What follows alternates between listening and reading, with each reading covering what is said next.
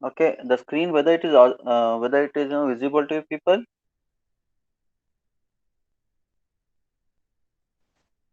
Okay,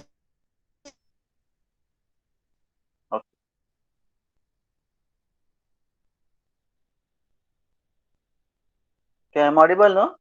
Clearly, whether my voice is audible to you people. Yes, sir. And then we'll begin with the class. Okay. In the last class, we people have discussed on your module two of sales management, part one. Okay. Now this will be your part two, which we people are going to discuss today. Fine. And a few of the concepts which we people have left till negotiation. Okay. That people are going to discuss further. Anyway, before going through your part two, what we people have done into your part one, let us brush it up. Fine. Which we people have discussed on selling skills and selling strategies. Some contents that we people have already brought to our notice on introducing the sales management, right? Where it was talking about the most important ingredient for any business to get success is completely depends on the selling skills. Okay, the people who are there in the organization who are associated with the sales department and the activities what those people perform, how best those people take in external opportunities in helping organization to increase sales as well as the revenue. And also we people have discussed on selling and buying style, which had like people oriented, and then we had like problem solving oriented, sales technique oriented, take it or leave it, push the product oriented. So this what we people have discussed in the selling and buying style, where it talks about how much level of ratio is between sales for sorry concern for the sales and then concern for the customer. So combination of this ratios will constitute a different types of selling and buying skills. So we have also discussed from selling skills like we have discussed around communication skills, listening skills, conflict management, and resolution skills. Now we have to continue with negotiation skills and the problem solving skills. So what we have done into this selling skills, like we have gone through some basic concept of what do you mean by communication and how much it is important in selling function. Okay. Along with that, we went with some body, managing body language because how much oral communication is important and non-verbal communication is also very much important when you people are meeting your customers, your personal appearance, that how you have posture and gestures that you people hold at the moment when the presentation of your product or service is going on for the sales purpose towards the customer. Then facial expressions, eye contact, and space distance, which will make your customers to have more attention towards you people, right? So somehow people gain attendance and attention of your sales people. Along with that, getting interest of them into the presentation also depends on some non-verbal type of communication where you people make them to get connected with you, right? So that connection between the salesperson and the customer sometimes depends on these factors or elements of the non-verbal communication, right? So we have went with some listening and related listening process also we people have discussed. The process which has went with the sensing stage, then interpreting stage, then evaluation stage, then responding stage, and then later on we went with that will be reaching your memory stage where you people are going to pick that and give some good meaning and start pursuing about it. Okay. So we have also discussed around barriers to the communication. Okay, psychological barriers, or we had like emotional barriers, noise, motivational barriers, more thinking than the listening, or framing your own view before you people completely hear the opposite person. Fine. So some conflict management and resolution skills like in the components we people have discussed, right? Conflict. What we mean by conflict when people get difference of opinion on the same type of goals those people have. right? So depends. And then we have something like components of conflict, like interest, emotions, and then value. And also we went with this method of conflict resolution, collaborating with each other, accommodating the other party, avoiding or competing with each other, compromising with the both of them. Okay, some parties will be agreeing upon losing and winning. Okay, type of situation. So here we have sorry. So here we have something that we people have to begin today with your module two of sales management, and this will be a part two, right? The second class of your module. Fine. So before we go with what type of factors may be affecting these negotiation skills, we have to know what exactly this is. Okay. So this negotiation skills or negotiation is a process where two or more parties will come to each, meet each other and then they go on bargaining, okay, on certain issues. Okay. And what happens is, like, each of them have something that the other wants. So somewhere it is, give and take happens where one party which is expecting from the other party, it will be, with the other party, will be holding it. Fine. And both the parties, you say, for example, party A and party B. Okay. Both the parties, the A party is expecting from B, where the B is having something, okay, which A wants it. The same reverse it happens, vice versa, where B will be also expecting something from the A, okay, where some thing which is required for B from the A is available with the A. So somewhere it says that each of them will be having something that the other party wants it, and also those people will have a good communication between them, and they want to reach at certain agreement, okay, or mutual accepted terms. At the end, negotiation always says the solution for an issue which has happened between two parties. Fine. So this solution depends. Sometimes both the parties will lose on certain items and they gain on certain items. It happens. Negotiation is always like that only when there will be some loss for a party and something gain for a party. Both are involved. So here we have factors affecting negotiation. One is a place and the time. A place, it always looks like it says a level of confidence which will be generated by the influence of the place where those people are going to meet. And the second one, the time, it talks about it's the searching common ground or for the preparing or for implementing those type of negotiation process. Fine. So we have certain approaches to the negotiation. Uh, these are like bargaining orientation, lose-lose orientation, compromise, and then win-win orientation. They're very simple to understand. Where two parties, you just keep in the mind what they do is what happens between them when it comes to the negotiation approaches. See, first one we have bargaining orientation. Here, one party focuses the others, towards a specific outcome. So little, influence of one party will be on the others will be higher.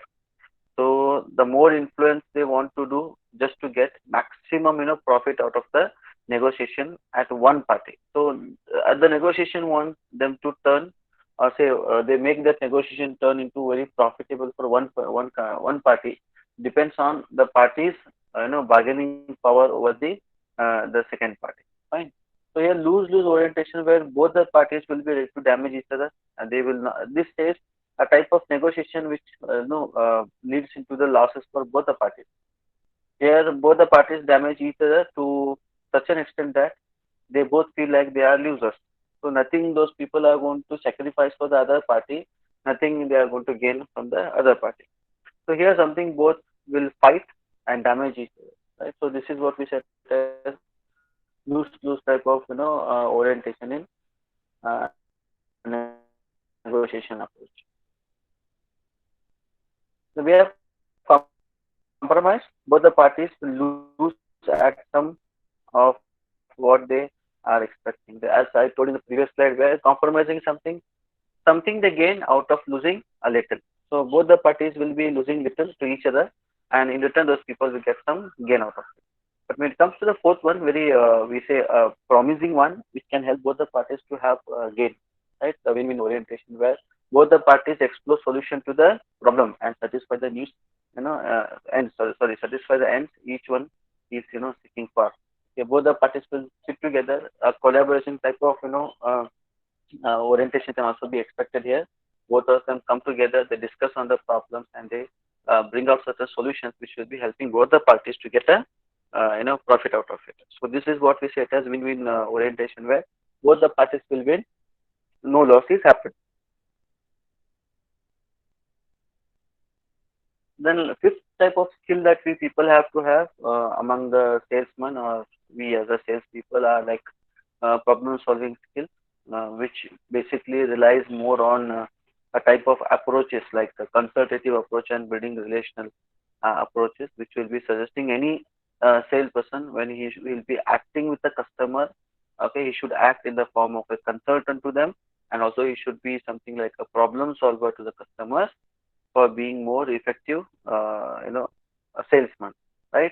So to be very effective salesman, he should have very effective selling skills on the basis of giving a good consultation to the, problems of the customers, right? A solution to the customers, and also he has to solve the problem. Fine. This is what we call it as problem solving skills that he should have. There are few things that any habits that any salesperson needs to have. In generally, we have this, okay, while solving the problem. So what are those types of skills? One is being more proactive.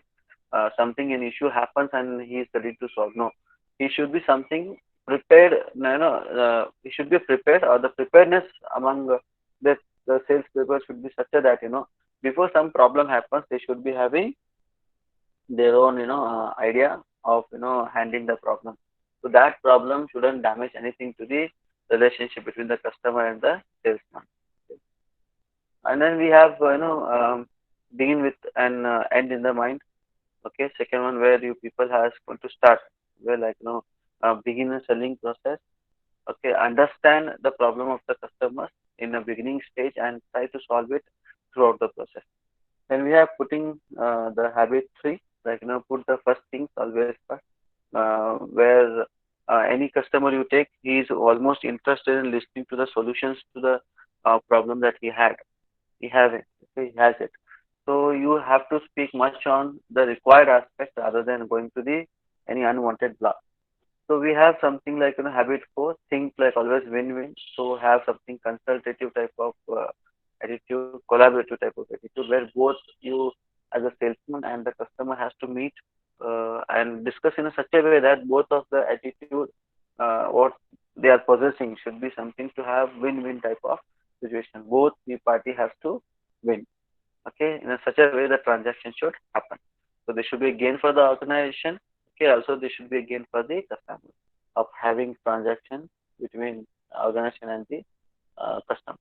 And we have habit five, like seek first to understand, then to be understood.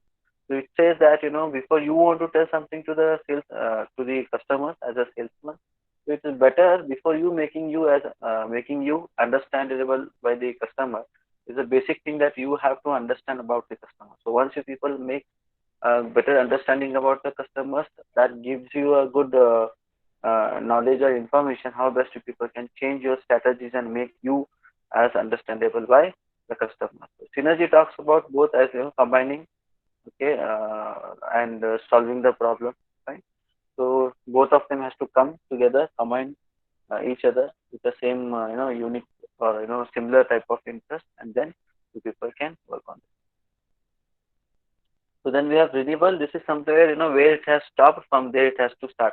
This is what it says. So somewhere if you people have made, okay, any problem has happened between the selling process.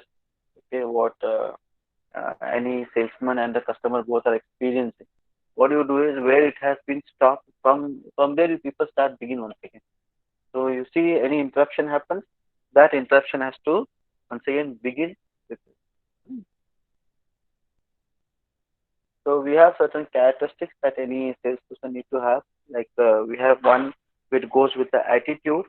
Now this attitude usually believes that the problem can be solved. Now this shows a type of confidence that any salesperson will be having towards his approach, what he will be having for the customer, right? So the type of approach a customer is having, uh, the salesman is having towards the customer, it should be something like attitude show that somehow that I as a salesman is going to solve your problem. Okay. Then we have second action. It talks about re-evaluate the problem, which will be several times that any salesperson will be doing. Okay, on particular problem and the related issues. So he has to see that the problem into different angles, the possible angles which will be helping him first to understand the problem and the possible solutions which can be found. Okay, by seeing from the different angle, he gets some solutions, possible solutions in the form of alternatives that if he can uh, select one or other depends on the requirement. Fine. So re-describe the problem. So it is also important that go on redefining the problem. That problem defining again and again can give you a specific issue or a cause related to the problem. And always you should ask question to yourself all the time, where asking questions can give you more alternatives. Okay, creating a mental picture or drawing sketch and also writing the question. These are type of small activities which you people have to do, a practice that you people have to have in into your action to understand the problem and solving it. Then we talk about the third characteristics like the accuracy, where it talks about checks and rechecks. Now you should be sure about that, what a type of action that you people are exhibiting, how much you're sure about that a problem which we have into our hand is a right problem that's been defined by me as a salesman, and you have to check it for every moment or every step whenever it is required. Then we have a solution procedure. Now here break the bigger problems into a smaller parts, because you see any large problem if you see that starts with a very smaller problems, they accumulate and that becomes very bigger one. Fine. So here the starts at a point where the understanding can be better of a salesman. You start from that particular point where you can begin with the confidence that I can understand the entire problem. So you should find that particular node from where the problem has been evolved. Okay. Use a few fundamental concepts as the building blocks, whatever people have to read conceptually or take an opinion from the experts. Okay. Keeping a track on changes and the progress of the problem. Fine. So that you people have to track all the time. Then we have next, selling situations. We have very common situations that every day we people have been observing it, and also we people had some of the experience with such type of selling situations. Okay. Now see, typical selling situation usually it will be explaining that any salesman will be meeting a type of customer. Okay, face to face.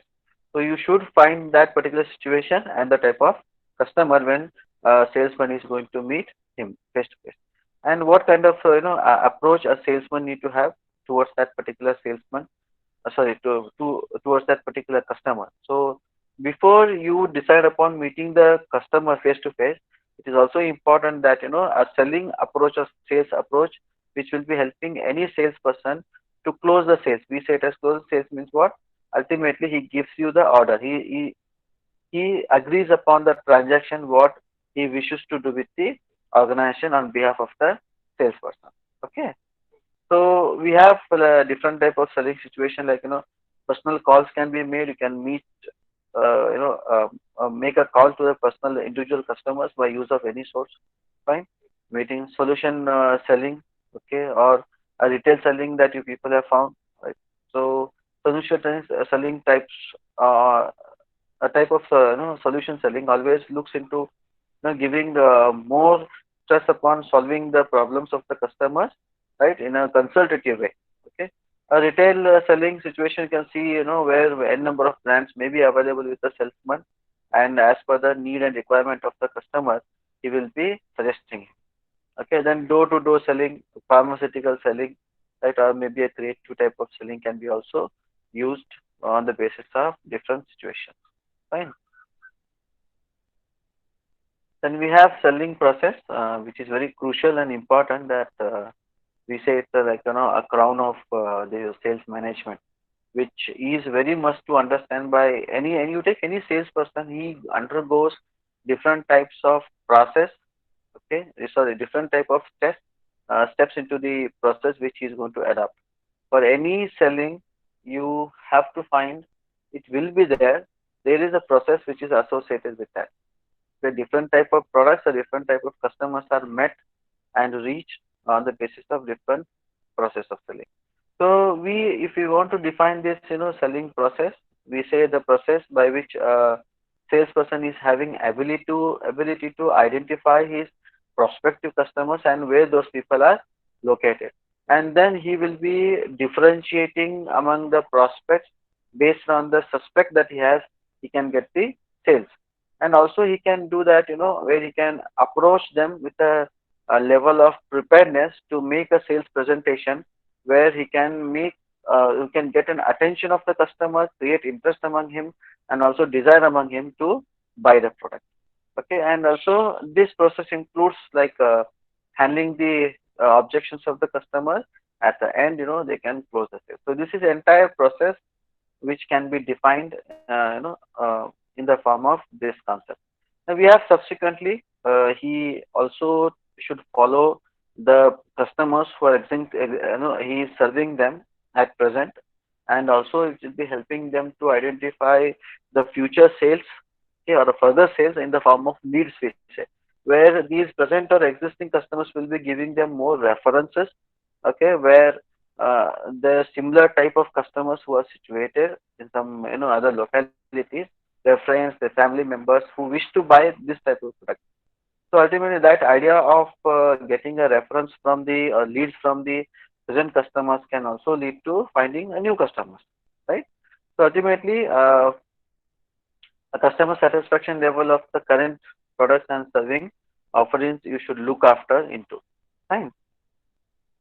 Which you people have sold it to the present customers. Then we have stages in the selling process, where it's usually it's a cyclic process. We say why, because once you people meet the customers, right, and the customers are already who has purchased a product from you people, those people are going to refer you for the further process. So it starts with what, you know it we set as a pre-sale preparation, where you people have to I have an idea. We'll go in one by day, one by one. Just I will tell you what how the process goes. It starts with a pre-sales preparation by the by the salesman. Later on, he goes on prospecting procedure to find probable customers who will be having an wish or need to buy a product what he has. Okay, and then pre-approach before the interview, before he meet them face to face, he will be having a pre-approachment preparation about that particular prospect. Then approach to the customers, then he will do a sales presentation, then few objections, which in the sales presentation he will be having n number of activities he do by presenting his products or services in front of the products, especially in front of the customers, where demonstration can happen, the explanation of the product happens, the technicality explanation of the product can be also told, right? Sometimes comparison also happens, right, on the basis of the present product's performance with the competing product performance. Then we have something handling customer objections. Once the presentation is over, there may be a possibility that on the basis of the information that you have furnished to the customer while presenting your product to them face to face, or on the basis of some electronic platform, okay, the customers may find one or the other type of objection, doubts, okay, which will be raised in the form of objections, which any salesman need to solve it. Okay, then close the sales. Talks about you have done ultimately a best performance. You have handled the objections. Then now customer has complete confidence in the salesman, and he agrees to make a transaction with the organization, and he becomes the customer. Now once the closing of the deal has happened, or the closing of the sales has happened, the next step is that how best any salesperson will be looking into follow-up actions, like where he always looks into the satisfaction of the customer after sales.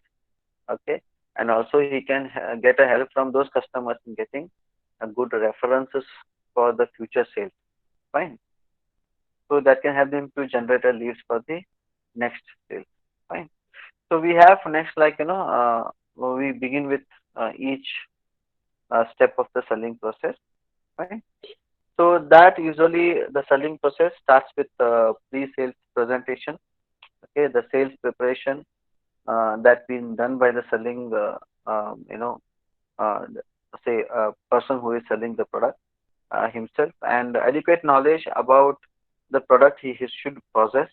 So it says that before you go for a sales, you should be having thorough 360 knowledge about 360-degree knowledge about what exactly people want to do, and what level of preparation that any salesman need to have.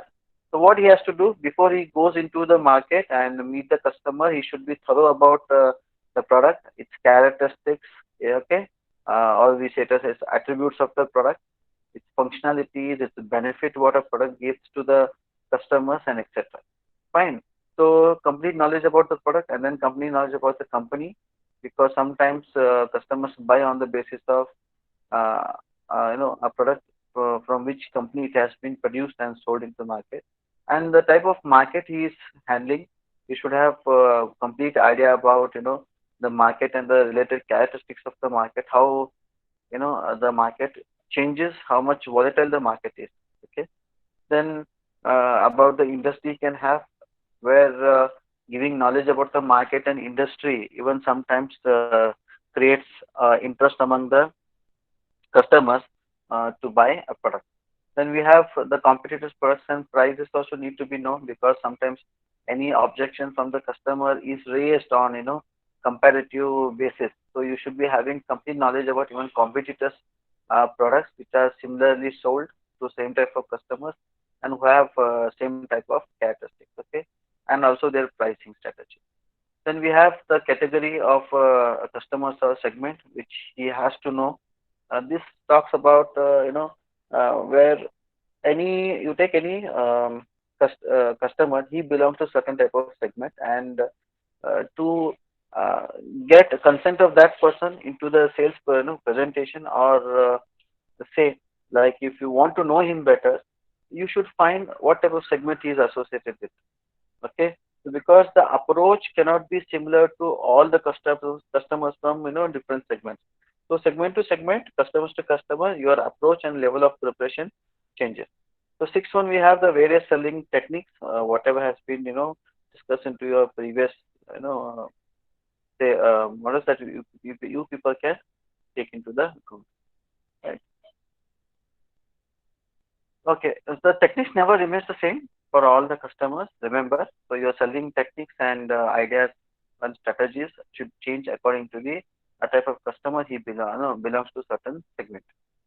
Then we have second, prospecting. Now it is the process of identifying the buyers, potential buyers, we say, where we say this is something a thin line of differentiation, where you take one single prospect, he can have a similar type of need, what type of products that you have in your organization.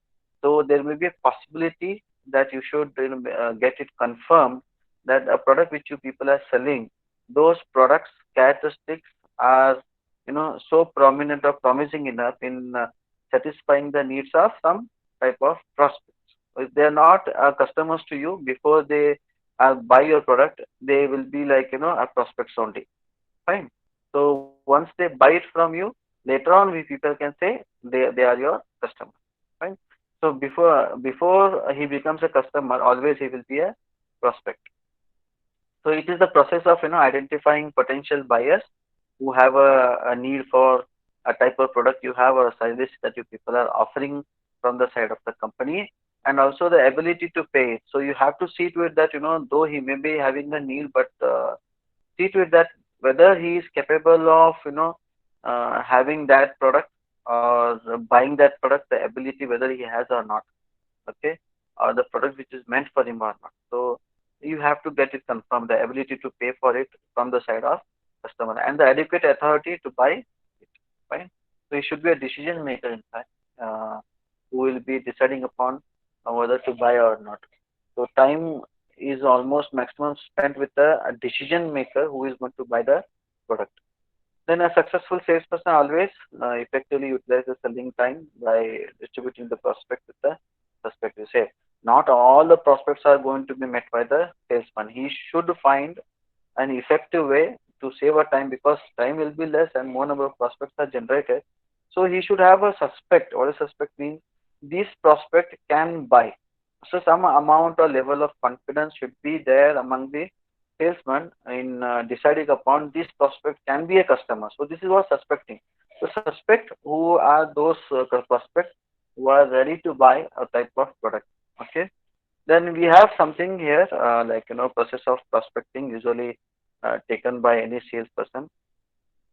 He should have the ability first to define the prospect on the basis of the identification he has done. So out of the market, from the any of the sources, he identified few prospects. Okay, and they have to define the prospect. It means that complete knowledge about the prospect has to be taken. Okay, then we have search for the sources of potential accounts, where, as I told you, when you people define the type of prospects, means who are the type of people who are something like suitable for your type of uh, you know a type of customers you people are looking into. Fine. So search of sources of potential accounts, where they are lying, and how best I can reach them. Fine. Then we have qualified the prospect from the suspect preset. Here we, as I told you in the in the previous slide, where you have to have a suspect that, okay, which gives little amount of confidence among the salesman, that okay, this prospect can be my customer. So that qualify, that you people have to make them to get qualified in that particular process. Fine. So identify from certain, define them, then find the source for searching the prospect, and then later on qualify them whether they can be a customer or not. We have different types of methods of prospecting, where we go with first code canvassing, where you directly approach any of the employees of the employer of the organization, in getting good prospects from his organization. Okay, who will be as an employee into that particular organization. Endless chain customer referral. This is something like network type of marketing, where one satisfied customers will give you a reference of two or three people, and those two or three people, if you are satisfying them, those will give you multiple references where you people can go and meet. Now when we talk about prospect pool, this is a place where more number of prospects are going to meet, like job fairs, people have some events will happen. Okay, in those places that there is more number of crowd. Okay, there's a possibility that some amount of prospects you people can identify. Fine. Then we have center of influence. You say identify certain organizational people who will be usually influencing the market into which you people are operating. So you can take the help of them, right, and connect to the newer prospects. Then we have non-competing sales force. This means that you have competitors in the market, and even the competitors are also having their own sales team in that particular market.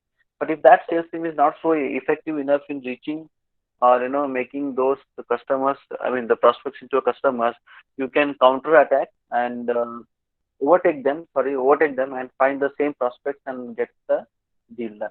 Then observation, usually you observe the market, how the market is changing, and the customers the prospects who are there into the in that particular market, where they are situated, how their characteristics are changing. Those all things has to be kept in mind.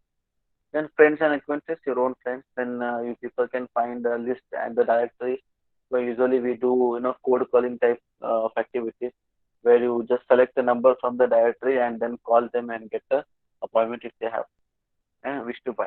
Then we have direct mail, mail them to their address, your catalogs and your contact numbers. Then telemarketing, as I told you, use some directories or list.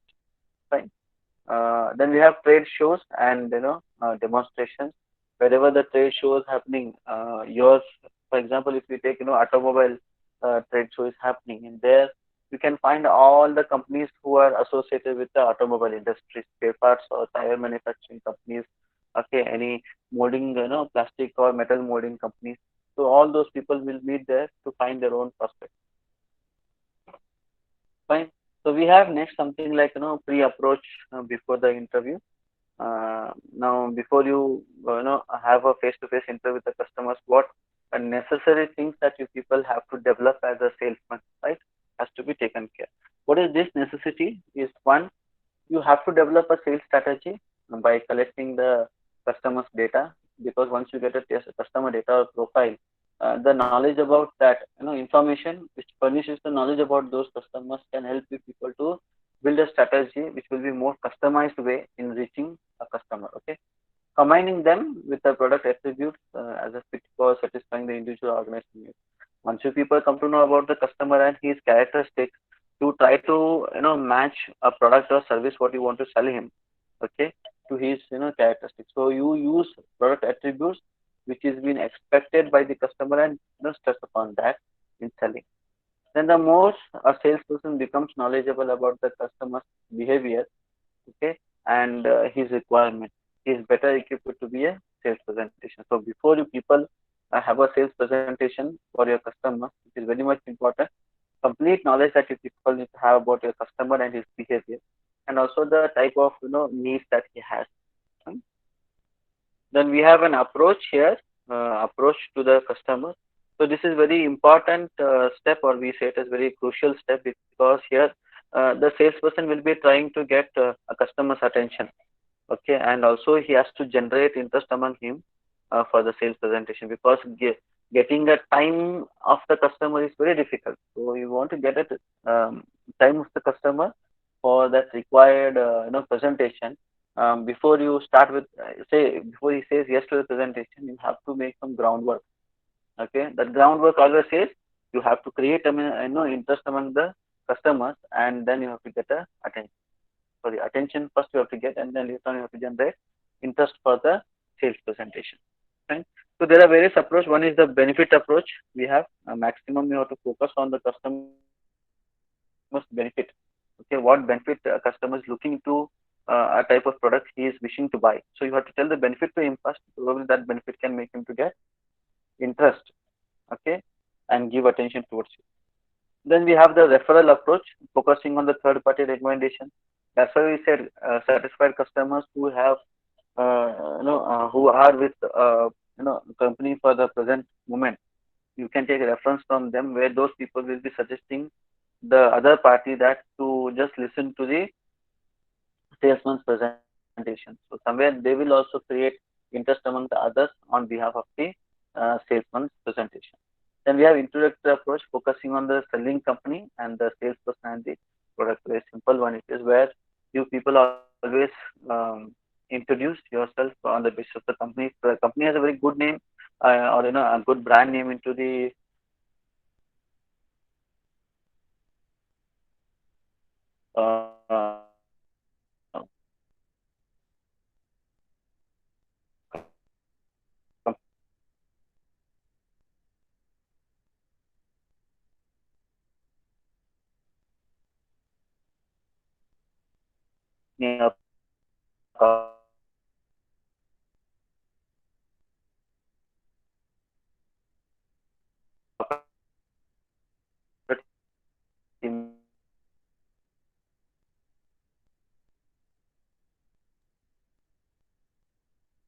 into the market.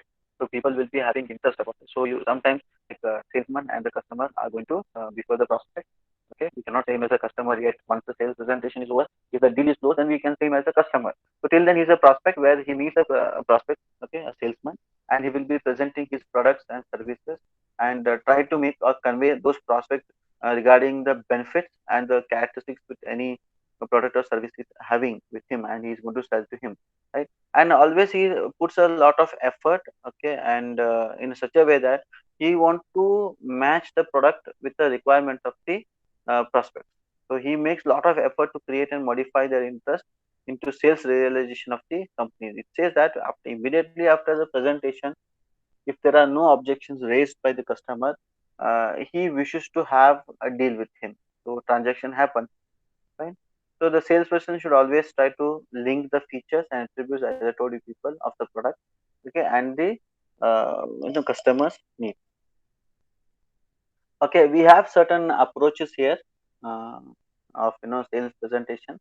As I told you, one attract the impression in intention, okay, of the customer, where it is very important that you should enter into the minds of the customer, and you should be having a visualization of the thought and how best you people are going to input the product information in the minds of customers, which will be helping them to match their requirements.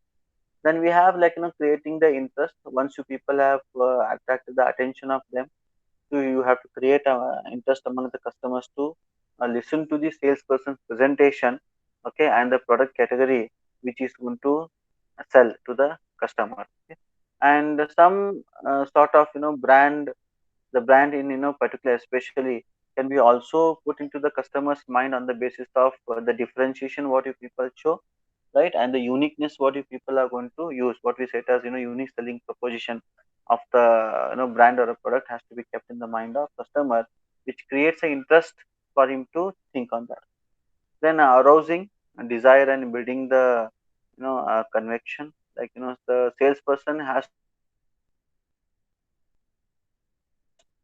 to be taken, sorry, the salesperson has to take the customer to the next level where of the decision making he is ready now, he's ready to buy a product the moment where he says yes for the deal. Okay, now it is very necessary to convert the interest of the customers into desire to buy the product. Okay, and also the conviction for buying the product. So ultimately you have got the attention of the customer, then created the interest, and at the end you somehow people have to create desire among them and build the conviction to buy the product.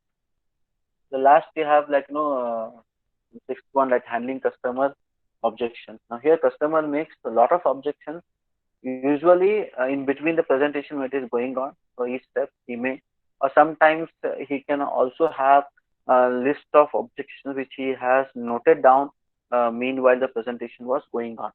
Okay, now these are the things which will be having a hurdle for any salesman in completing the sales process when he receives a lot of objections from the customers on his presentation given to them. Okay, so here why this becomes a pause to the sales process, because customers will be either has not fully understood what the presentation have given them regarding the product and the related benefits, or maybe sometimes not fully in the agreement with the salesperson. Okay, either he has missed to listen to the information what any salesman was furnishing to the customer, or sometimes what happens is he may not agree to the salesperson at all. So it is very difficult for him in the next step in handling the customer objection. Okay. Now it is the duty of any salesperson to remove all the doubts of the customer which he has in the mind. Okay, before proceeding to the deal. Okay, or closing the sale. So there are certain methods that we usually have and normally we see. Okay, but superior feature method, always you people stress upon the superior feature that any product is having compared to any other competitors, which will make him to forget about all the other doubts which he has. Okay, yes but method can be also used. Initially what you people do, say yes to the objection, later on you give a reason as a but, saying but this can be little altered on the basis of how best you convince the customer. Fine. Then reverse English method we have. Here in this reverse English method, you people ask him only why he usually thinks about things think like that.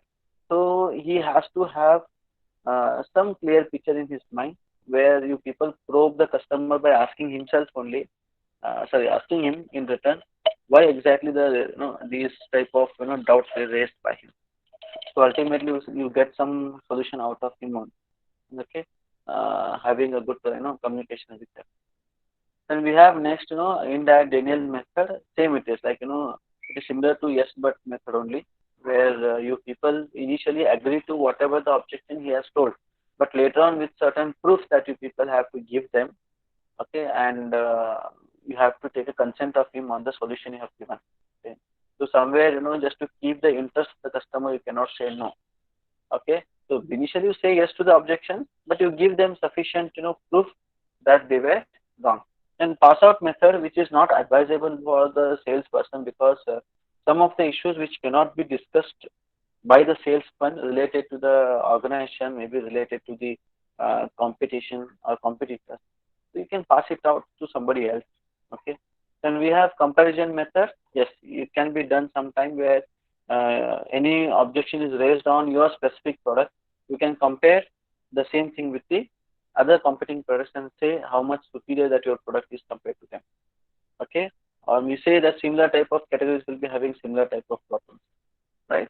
Those products or brands. Then direct denial method, as I told you, indirect, you say first no, and then you people give a solution to them. Indirect denial, you say yes to them first, agree upon their own objections raised by the customers. Later on, with the proof you give. But in direct denial, directly a salesperson will be opposing the objection of the customer. But ultimately, he has to give the solution with a proof. Fine, justification for the solution also. Then we have another angle method. This is the customers objections can be viewed in different type of angles. Okay. The salesperson need to have different angles. The way he sees the objection should be changed and identified a very good and possible solution for the solution for the objection. Then we have narrative method where you can explain in detail to them.